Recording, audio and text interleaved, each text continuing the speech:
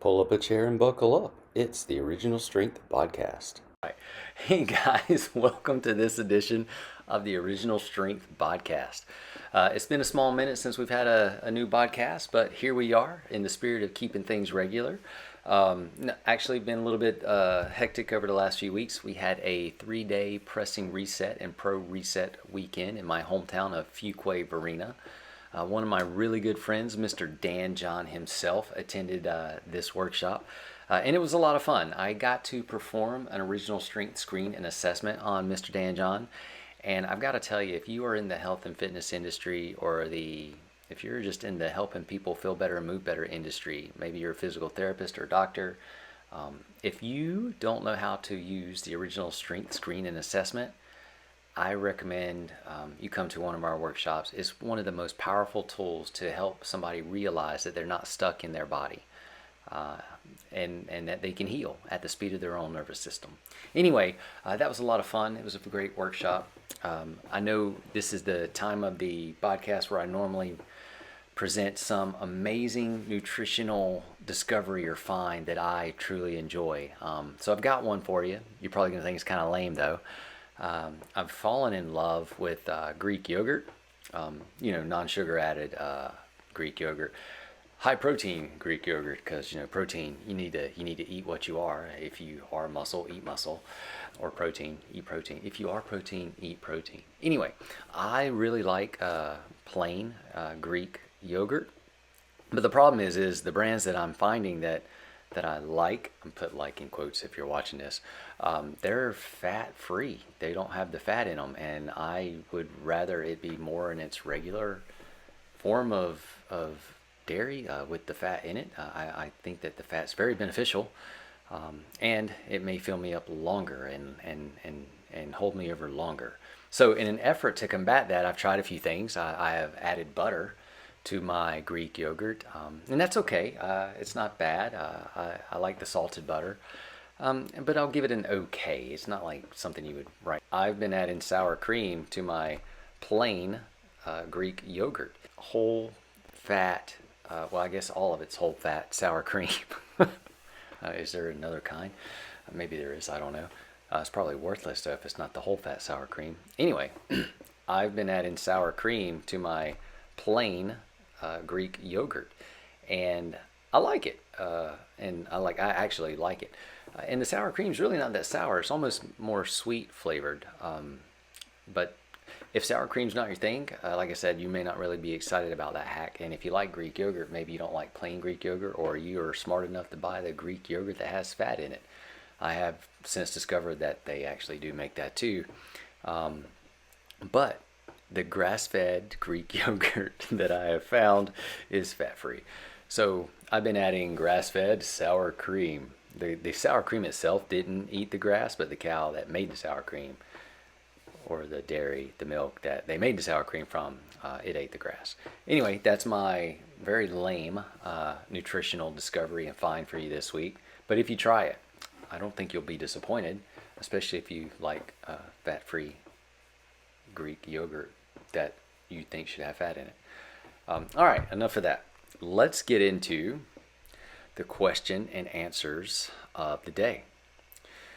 So we've got a few people have written in the last little bit, and we've got some good ones here. Let me see. This question is actually not really a question at all. But this gentleman says that he was born with 2 wing scapula, and his left side sticks out terribly bad. And when he moves, it even makes people scream. He says it's congenital, and that he's been looking for ways to move to correct this. He's also had he says, by the way, I've had one doctor tell me that the scapula muscle can be related to the aorta. This isn't a question, but I was curious about the scapula muscle being related to the aorta, so I looked up relationships, and the aorta does branch off into vessels that supply the scapula. But there was only one episode of where there was a research paper written about this lady had aorta surgery, and when they operated to repair her aorta for whatever reason, she lost function of her scapula, her right scapula muscle, and it became a winging scapula. This is the only reported case, and they determined that during the surgery that perhaps maybe her thoracic nerve was compromised or damaged during the surgery.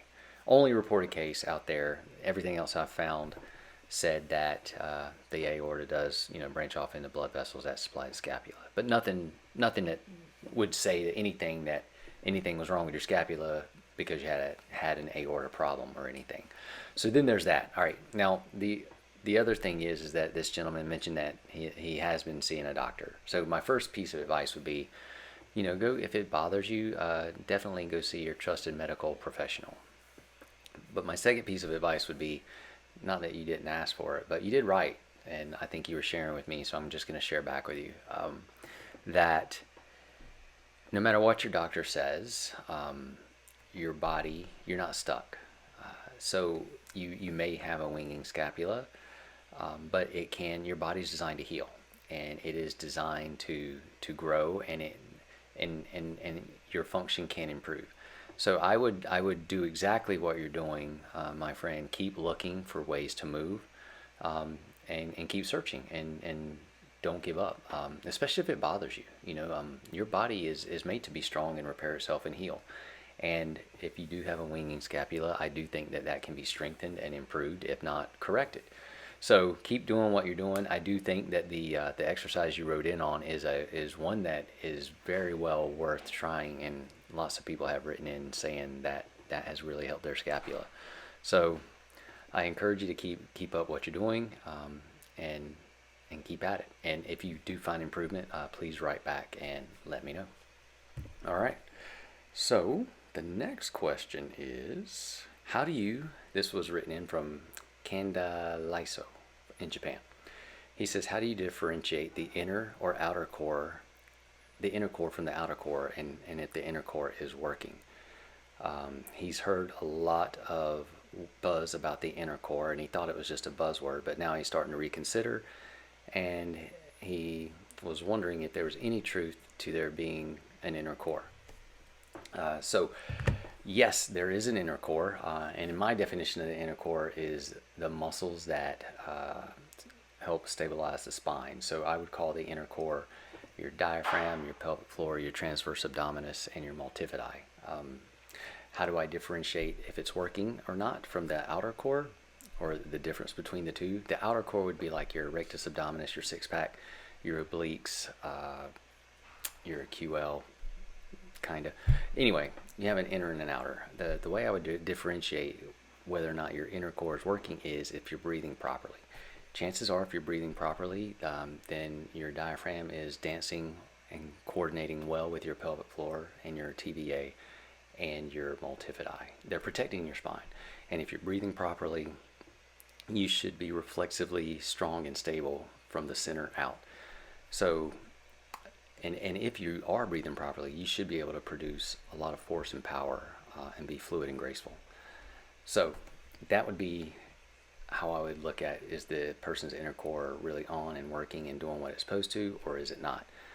So all the amount of sit-ups and core exercises, leg raises, side planks, and all these things, they really don't turn on the inner core. The inner core is reflexive, and if you want it to function optimally and properly, you really need to make sure that you're breathing well. Tongue on the roof of your mouth, breathe in and out through your nose. Allow your lungs to fill up from the bottom as well as the top, from the front to the back, back to the front. You really want to use your diaphragm as it's designed to be used. There is a design to breath. We're all born breathing a certain way, pretty much the way I just explained.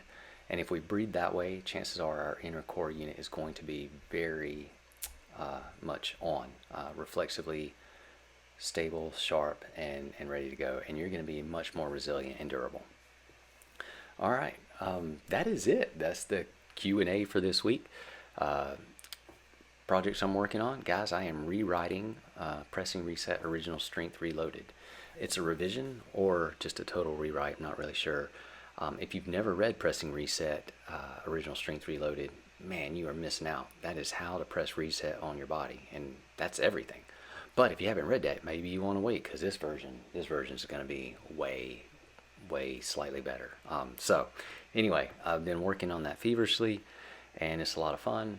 It's really neat too to see that I was so redundant, and I said really weird things in the first edition that I'm trying not to do anymore. All right, guys, that's about it. I'll let you know when that comes out if you've never read the first version, so that you can read the new version, the new first version.